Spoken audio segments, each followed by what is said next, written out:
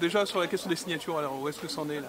Ça c'est notre grosse obsession du moment, évidemment, ça fait 9 mois qu'on est dessus, donc, et là on arrive à 8 jours de la fin. Ouais. Et la spécificité de ce coup-ci, c'est qu'il y a un compteur officiel qui est aujourd'hui à 245, enfin, ça a été donné ce matin donc, au Conseil constitutionnel, donc 245 parrainages validés.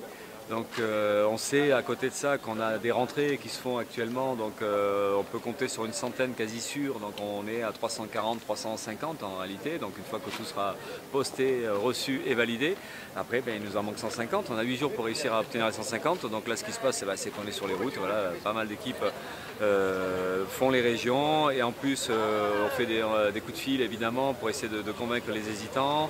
Et on essaie de contacter des élus du PC et du PS pour essayer de débloquer la situation parce qu'avec leurs consignes d'obliger leurs élus à signer ou pour Hamon ou pour Mélenchon, évidemment ça nous enlève des parrainages potentiels puisque des élus PC ou PS ou écolo sont tentés aussi, enfin seraient d'accord pour nous parrainer. Donc on essaie de faire éclater ce verrou-là. Donc voilà, on fait un gros boulot aujourd'hui et en plus à travers les présences médiatiques, on essaie de lancer des appels, à sensibiliser une fois encore les maires, à mettre un petit peu la pression sur les partis politiques pour qu'ils arrêtent leur blocage. Et puis au bout du compte, voilà, il faut qu'on y arrive. Donc tout est fait et c'est vrai que bon, c'est peut-être un peu un problème, et c'en est un réellement, c'est qu'à côté de ça, on ne fait pas la campagne comme on aimerait bien le faire, même si on organise quand même des réunions publiques. Mais c'est vrai que l'énergie, elle est concentrée là-dessus, il faut absolument qu'on y arrive. Et après, on a 5 semaines pour faire notre campagne et dérouler le programme et puis surtout la perspective de lutte sociale. Donc il y a déjà l'aspect candidature ouvrière, ça tranche avec tout le milieu politicien, en plus bien corrompu ou véreux, enfin, on voit avec toutes les histoires de Fillon et Le Pen notamment.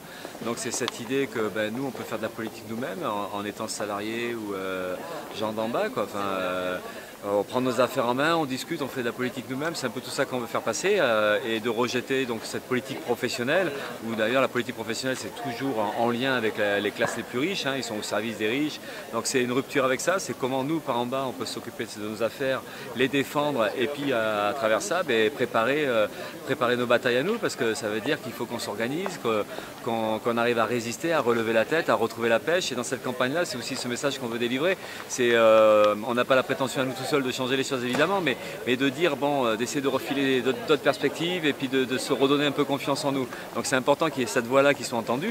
Et après il y a évidemment le programme politique qui n'est pas du tout un programme électoral, c'est-à-dire c'est pas une liste de promesses de ce qu'on pourra faire si on est élu, c'est au contraire des réponses politiques à la situation actuelle.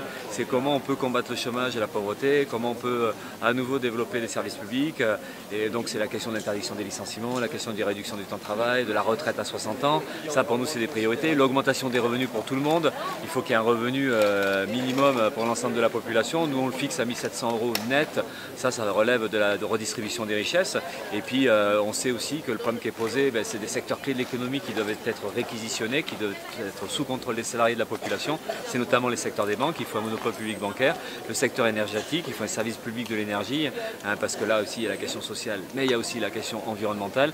Bon, tout ça c'est des urgences et on sait qu'il faut enlever les moyens de nuire au capitalisme, donc ça passe forcément par reprendre le contrôle sur des secteurs entiers de l'économie. Et puis à côté de ça, il y a aussi toute la bataille pour l'égalité des droits pour toutes et tous. C'est les batailles contre les idées réactionnaires, et notamment le sexisme, l'homophobie, et puis toutes les formes de racisme. Et dans cette question-là, c'est aussi l'accueil des migrants. Nous, on pense qu'il faut accueillir tous les migrants, il y en a largement la possibilité et les moyens, et c'est la question de la liberté de circulation et d'installation, l'ouverture des frontières. Bon voilà, cette campagne-là, elle est là pour ça, et on défend tout ça avec fierté. Mais après, on se rend bien compte que ce qu'on dit là, ça relève presque de l'utopie, c'est-à-dire qu'en fait, on est dans un rapport de force tellement défavorable, et on est en train d'affirmer tout ce qui peut être progrès social, tout ce qui peut être changement profond de la société. On en est bien conscient, et on le revendique même, cette part d'utopie, parce qu'on sait que ça passe par des combats sociaux, on sait que notre camp social, aujourd'hui, il est en situation de faiblesse, il est en situation de division, de fragilité. C'est comment on reconstruit tout ça, comment on retrouve de la force, de la confiance en nous-mêmes.